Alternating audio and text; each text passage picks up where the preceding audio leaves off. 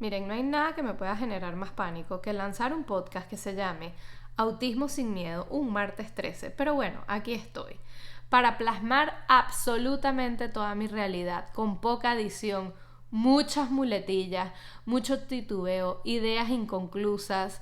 Y ténganme paciencia, es mi primer episodio, entonces escúchenlo con un poco de paciencia. Aquí estoy para aprender, pero sobre todo para ser vulnerable, porque este mundo lo requiere. Y hago este podcast para que sea una especie de terapia para mí, pero sobre todo para que los familiares, amigos y cualquier persona que esté tocado por el autismo y las personas que no, porque necesitamos esa sociedad neurotípica que se integre, porque necesitamos la inclusión para convivir todos en armonía, que aprendamos juntos y tener esta información para empoderarnos para un mejor futuro. Entonces, por favor, téngame paciencia, soy novata, es mi primer episodio. En otro momento lo hubiera borrado todo y hubiera empezado de cero, pero bueno, aquí estoy para demostrarles que soy realmente no fake mama. Hola y bienvenidos a Autismo sin Miedo, un espacio donde espero desmitificar este complicado mundo del autismo. Mi nombre es Federica Tovar, conocida en redes como No Fake Mama, y soy mamá de 2 niños dentro del espectro autista.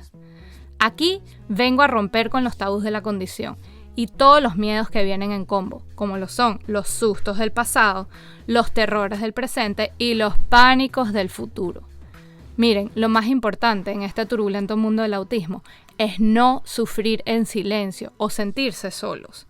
Por eso estaré tocando temas cargados de prejuicios y lograr el objetivo de que la sociedad acepte y aprecie la neurodiversidad.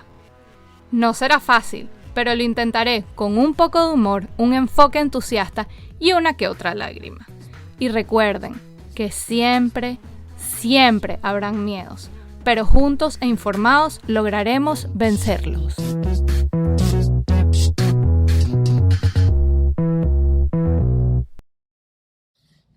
Bienvenidos al primer episodio de Autismo sin Miedo. Mi nombre es Federica Tovar y he decidido lanzar este podcast por todos los tabús que esta condición arrastra y también porque es un espacio para no sufrir en silencio. Este es un podcast que es más terapéutico para mí que informativo. Son mis opiniones, mis decisiones, pero también creo que sé de lo que estoy hablando un poco y de la manera que lo digo para que ustedes se sientan un poco más, que hay alguien humano detrás de estos procesos y de cada familia, porque a veces hay mucho tecnicismo en esta condición y uno se siente como si estuviera leyendo un manual de IKEA.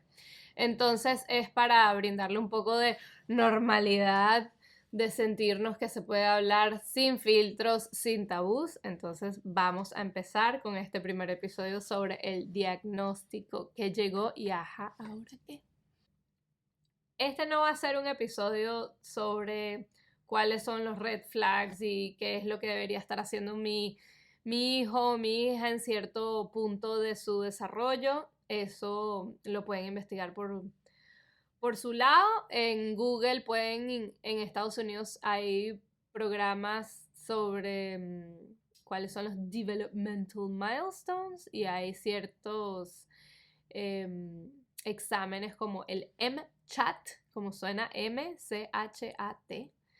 Y eso yo no vengo aquí a dictar ese tipo de cátedra. Yo vengo a brindarle un poco de quitarle ese tabú y a las personas que ni siquiera están tocadas por el autismo, que más o menos entiendan por lo que las familias pasan en todo este proceso. Entonces, entre antes uno ataque, mejor. Dicen que ciertas señales son obvias entre el año y los 2 años, pero incluso hay niños que pueden demostrarlo 6, 9 meses. Entonces, lo más importante aquí es que uno crece con la idea de que los doctores lo saben todos y que uno debería de confiar absolutamente en lo que digan los doctores. Si los doctores no me están a mí diciendo y haciendo unas preguntas y yo cuestionándome de que mi hijo o mi hija tenga un posible problema, o no lo llamemos problema, llamémoslo dificultad en este momento del desarrollo.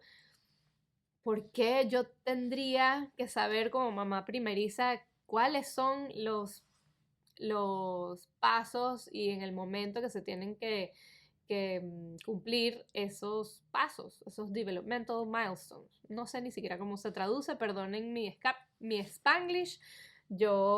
Mis hijos estuvieron diagnosticados en Nueva York, yo vivía en ese momento en Nueva York y la terminología es interminable.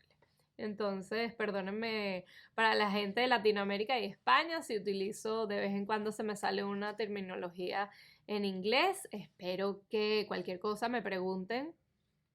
O Doctor Google, que ojo, Doctor Google es malísimo, no lo recomiendo, pero para ciertos casos, pues obviamente resuelve.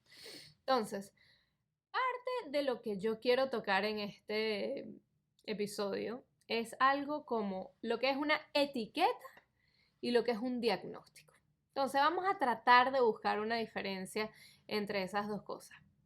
Una etiqueta ayuda, pero no define en la totalidad a la persona. Llamémoslo, es un punto de la identidad de esa persona.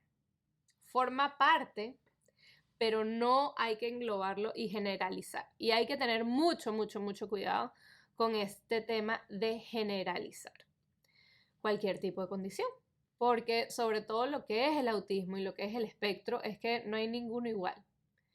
Y es muy vaga la información, pero hay ciertos parámetros a seguir. El diagnóstico son que es un conglomerado de esas características que cumple ese niño o ese adulto, porque hoy en día hemos visto muchísimas personas que se han interesado por saber por qué ellos se sienten diferentes, si hay un problema entre ellos, y en verdad que no lo hay, simplemente ahí era esa condición que durante muchos años pasó por la sombrita, llamémoslo así. Entonces, tener un diagnóstico lo que te va a ayudar es a buscar esas herramientas para brindarte no tranquilidad, pero diría ese mapa. Ese mapa porque nosotros vivimos en una sociedad neurotípica donde hay muchísima neurodiversidad en la que todo el mundo, tanto los neurotípicos como los neurodiversos, deberíamos de aprender a tratar de compaginar y vivir en armonía. Entonces, ¿qué nos paraliza?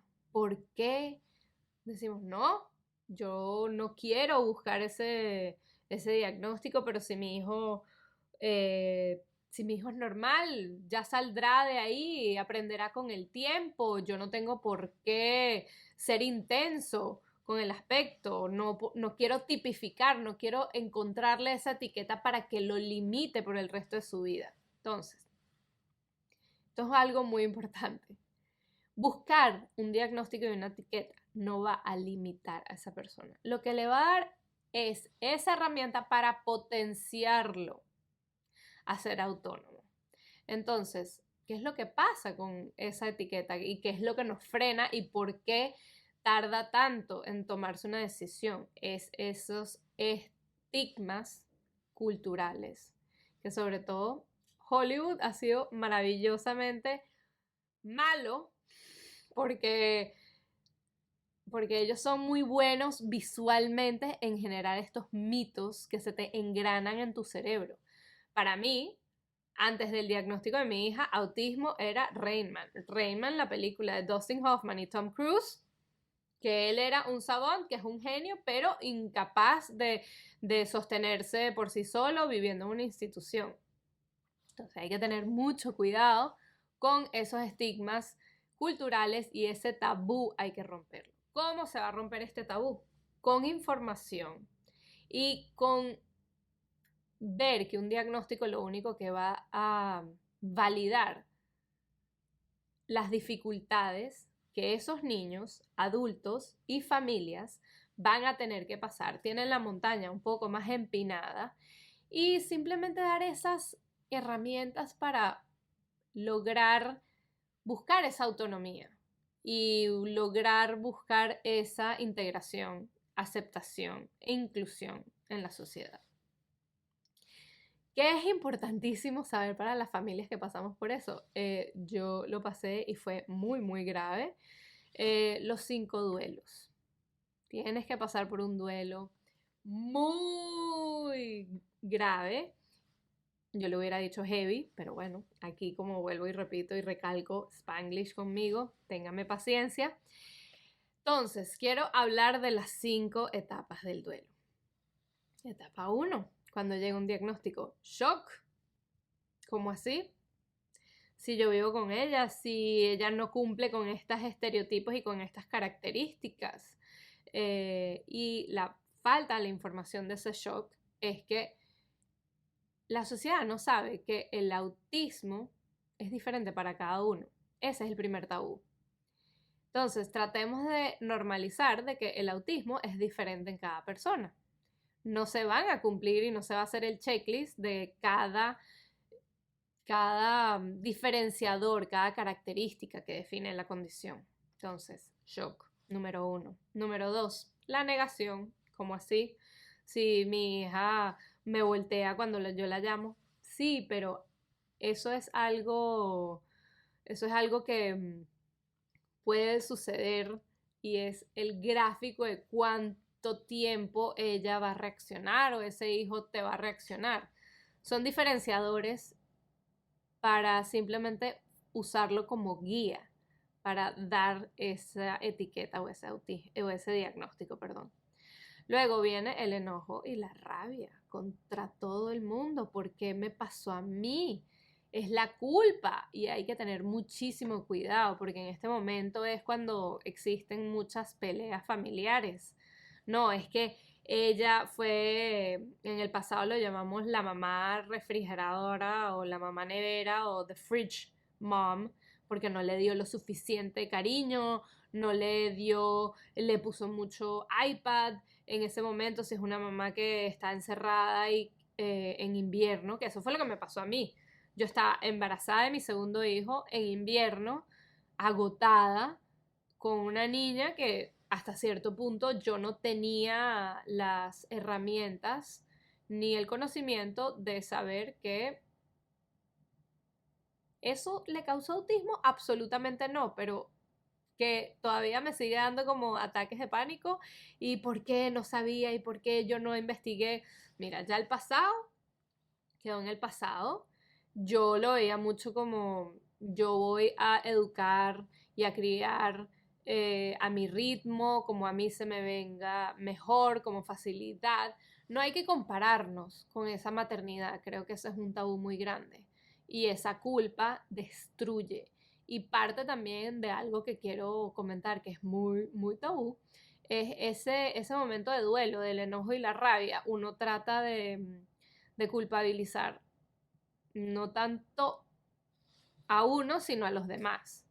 Sobre todo es un tema de la pareja. Bueno, porque seguro viene de tu rama familiar y al final, mira, viene tanto de mi rama familiar como de tu rama familiar porque los genes que no se han determinado se están haciendo estudios y en este momento lamentablemente no se puede dar con una causa específica, no se puede diagnosticar cuando estás en la barriga o si tienes esa predisposición. Mira, te tocó, aprende a vivir con la condición y vamos a informarnos. Entonces, el tercer paso es ese duelo y rabia que a mí se me hace que es el que genera un poco genera mucho, mucho, mucho daño, tanto a nivel familiar como de amistades.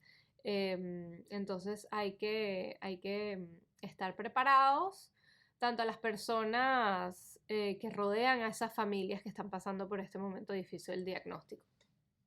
No se lo tomen a mal si es un momento que esa familia quiere desconectarse un poco, no a veces hablar del tema o no hablar del tema. Entonces, hay que darle el espacio para sentir todas estas etapas, porque si uno no quema con esas etapas, creo que lo que abres es un momento muy, muy fuerte para lo que viene ahorita, que es la etapa después, luego viene la tristeza. Aquí es donde vienen las depresiones clínicas, el que por qué me pasó a mí, esto porque yo soy una mala persona, porque yo no valgo, porque ahorita mi vida siempre va a tener que ser más difícil que la de los demás, las comparaciones. Y aquí es cuando más apoyo familiar y a nivel de la sociedad debería de prestar mucho, mucho cuidado porque todo el mundo pasa por eso. Obviamente de maneras diferentes. Yo creo, por ejemplo, si puedo comentar, a mí me tardó llegar a este punto mucho después de lo que llegó mi esposo. Mi esposo logró aceptarlo desde una manera mucho más lógica y a mí me dio durísimo mucho, mucho tiempo después porque fue mi responsabilidad atacar, ok, viene el diagnóstico, ¿qué es lo que tengo que hacer? A, B, C, Y, Z, tengo que ir a esto. Y no me di ese espacio para realmente sentir cada etapa de principio a fin, o sea, lo que es el shock, la negación, luego viene la rabia. Y cuando ya llegué a ese, yo estoy bien, yo lo acepté, todo pensando que ya yo me había anticipado y luego es como se acumula. Entonces hay que hablar, hay que buscar ayuda, hay que buscar apoyo y bueno, es importante hablarlo con toda la transparencia que se pueda. Luego viene una etapa muy buena que se llama la aceptación. Y yo acabo de hacer un curso con Stephanie Essenfeld se llama Más Paz Mental. Y da una clase que me encantó, que se llama la aceptación radical. Miren, la aceptación radical de tu realidad es que es así y no puedes echar para atrás, sino que tienes en este momento todas tus herramientas para impulsar tu vida a un mejor plano. Entonces, si a mí, mi vida, vino con una maleta que se llama autismo, ya yo en este momento de mi vida estoy en este plano de aceptación y parte de mi aceptación es que yo tengo una personalidad de que se me hace que sigue existiendo muchísimo tabú y que la gente no lo está hablando de la manera que a mí me hubiera gustado tener gente que hable abiertamente del tema así. Por eso es la razón de este podcast. Es la aceptación radical y buscar explorar estos temas de una manera mucho sin filtros, sin ese manual de IKEA. Porque entonces A, B, C, Y, Z tiene que ser lo psicorrígido. No, vamos a hablarlo como algo normal, como si fuera, porque es normal, siempre ha existido. Esto no es algo nuevo, esto no se determinó, es algo nuevo recientemente porque tiene nombre y apellido desde el 43 y el famoso Asperger, el doctor Asperger, que bueno, que tiene una vida bastante interesante, con un pasado. Doctor Google, nuevamente aquí hago énfasis, no vamos a caer en que estos episodios sean como clases, esto es hablar de las experiencias y estos temas.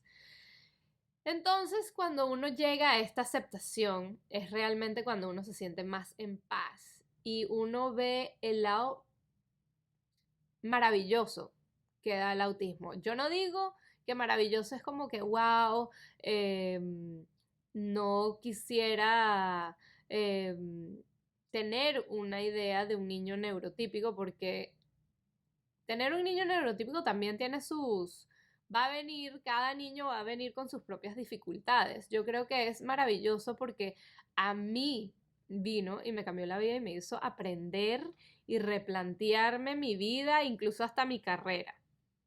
Entonces, realmente parte de este episodio es justamente dar con estos temas, saber lo que tienes que hacer y qué esperar de cada proceso y aprendamos a definir dónde estoy, cómo me siento y parte viene un poco del autoconocimiento.